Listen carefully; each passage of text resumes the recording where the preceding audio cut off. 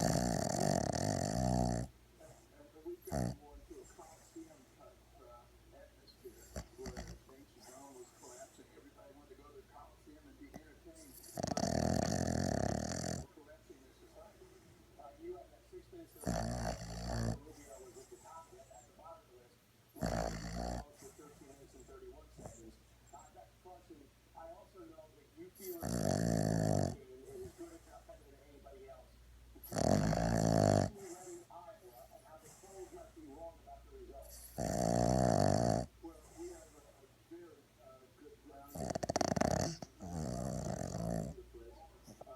A lot of people are going to be caucusing for it. The enthusiasm is just over the top. Particularly after the tragedy that we suffered, people have such a great effect, caring about other people, caring about how other people feel, and just the intensity of what's happening. Important this election is. So I think that the movement is and I think everybody spoke on Tuesday morning.